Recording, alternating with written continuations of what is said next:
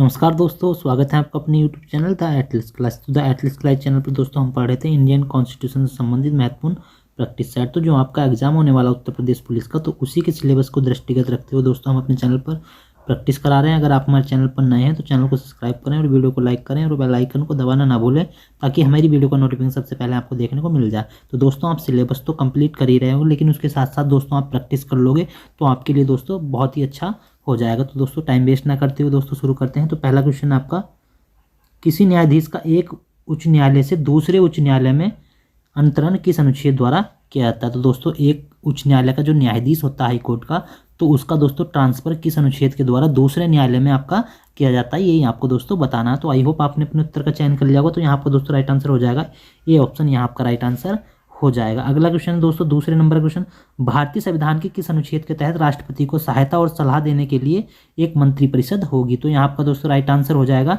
ये ऑप्शन, यहाँ आपका राइट आंसर हो जाएगा। अगला क्वेश्चन देखिए दोस्तों, नेक्स्ट क्वेश्चन है आपका, नेक्स्ट क्वेश्चन, संसद के सत्र, सत्रावसान और विघटन भारतीय संविधान के किस अनुच्छेद में है। तो दोस्तों संसद के सत्र, सत्रावसान और विघटन भारतीय संविधान के किस अनुच्छेद में, यही आपको दोस्तों बताना। तो यहाँ आपका दोस्तों राइट आंसर हो जाएगा 85 आपका यहाँ राइट आंसर हो जाएगा। 85 में है दोस्तों आर्टिकल। तो संसद के सत्र और सत्रावसान और विघटन ये आपका आर्टिकल 85 में।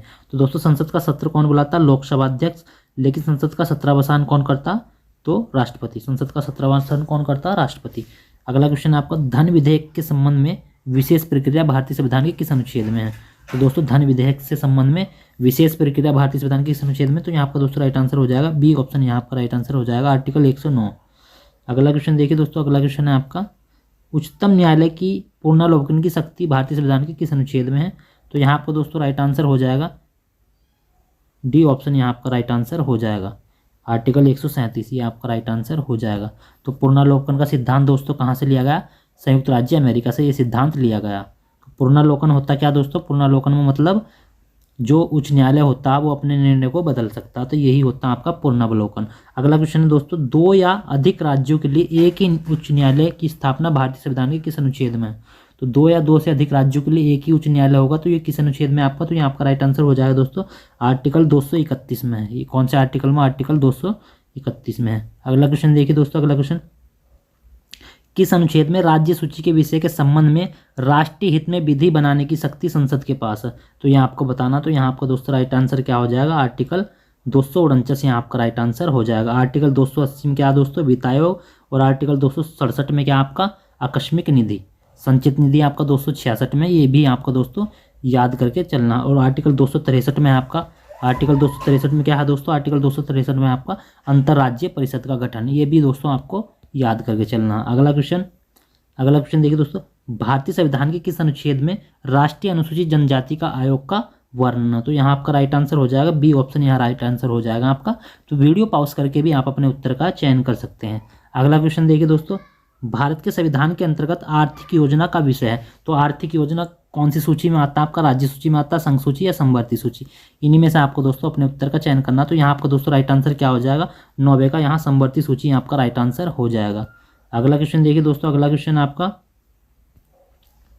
निम्नलिखित में से कौन सा विषय समवर्ती सूची का, तो कौन सा विषय आपका समवर्ती सूची का, यही आपको बताना। तो यहाँ आपका दोस्तों राइट आंसर हो जाएगा सी ऑप्शन, यहाँ आपका राइट आंसर हो जाएगा अपराधी मामले आपका समवर्ती सूची का विषय है। अगला क्वेश्चन, निम्नलिखित में से कौन सी मद भारत के संविधान के समवर्ती सूची में है। तो ये भी आपको बताना कि कौन सी समवर्ती सूची में है। तो यहाँ आपका राइट आंसर हो जाएगा ए ऑप्शन, यहाँ आपका राइट आंसर हो जाएगा। अगला क्वेश्चन देखिए दोस्तों, अगला क्वेश्चन है आपका, भारत के संविधान के अंतर्गत विषय तथा संबंधित सूची के बारे में निम्न युग्म में से कौन सा एक सुमेलित नहीं है। तो दोस्तों आपके सामने उसकी सूची दी गई है, उसी में से आपको देखना कि कौन सा सही से सुमेलित नहीं है। तो यहाँ आपका राइट आंसर हो जाएगा बी ऑप्शन, यहाँ आपका राइट आंसर हो जाएगा शेयर बाजार दोस्तों, शेयर बाजार। तो शेयर बाजार आपका समवर्ती सूची का नहीं, आपका संघ सूची का। अगला क्वेश्चन देखिए दोस्तों, अगला क्वेश्चन है आपका, भारतीय संविधान का कौन सा भाग और अध्याय संघ और राज्यों के बीच विधायी संबंध के बारे में है। तो यहाँ आपका दोस्तों राइट आंसर हो जाएगा ए ऑप्शन, यहाँ आपका राइट आंसर हो जाएगा। अगला क्वेश्चन देखिए दोस्तों, नेक्स्ट क्वेश्चन है आपका, निम्नलिखित में से कौन भारतीय संविधान के अंतर्गत सही से सुमेलित नहीं है। तो यहाँ आपका राइट आंसर हो जाएगा डी ऑप्शन, यहाँ आपका राइट आंसर हो जाएगा। अगला क्वेश्चन देखिए दोस्तों, नेक्स्ट क्वेश्चन है आपका, निम्नलिखित में से कौन सुमेलित नहीं है। तो यहाँ आपका दोस्तों राइट आंसर क्या हो जाएगा, यहाँ आपका राइट आंसर डी ऑप्शन, यहाँ आपका राइट आंसर हो जाएगा। तो भारतीय संविधान संशोधन दोस्तों भाग 20 में है, ना कि भाग 17 में, तो ये आपका राइट आंसर हो जाएगा। अगला क्वेश्चन देखिए दोस्तों, भारतीय गणतंत्र, तो भारतीय गणतंत्र मतलब संविधान कब लागू हुआ था? 26 जनवरी 1950 को भारतीय संविधान लागू हुआ था। तो सही संवैधानिक वस्तुस्थिति क्या थी जब संविधान लागू किया गया था? तो ये आपको दोस्तों चयन करना, तो यहाँ आपका राइट आंसर हो जाएगा सी ऑप्शन, यहाँ आपका राइट आंसर हो जाएगा संपूर्ण प्रभुत्व संपन्न लोकतंत्रात्मक गणराज्य। क्योंकि दोस्तों समाजवादी पंथ निरपेक्ष ये शब्द और अखंडता ये शब्द कब जोड़े गए दोस्तों? 42वें संविधान संशोधन 1976 के द्वारा ये शब्द बाद में जोड़े गए भारतीय संविधान में। ये भी आपको दोस्तों याद रखना। अगला क्वेश्चन देखिए दोस्तों, 26 नवंबर 1949 को अंगीकृत भारतीय संविधान की प्रस्तावना में शब्द सम्मिलित नहीं थे। तो कौन कौन से शब्द भारतीय संविधान की प्रस्तावना में सम्मिलित नहीं थे जब आपका संविधान लागू हुआ था? तो ये आपको दोस्तों चयन करना। तो देखिए दोस्तों कौन सा आपका राइट आंसर हो जाएगा? ए ऑप्शन यहाँ आपका राइट आंसर हो जाएगा, 1 2 3। अगला क्वेश्चन देखिए दोस्तों, अगला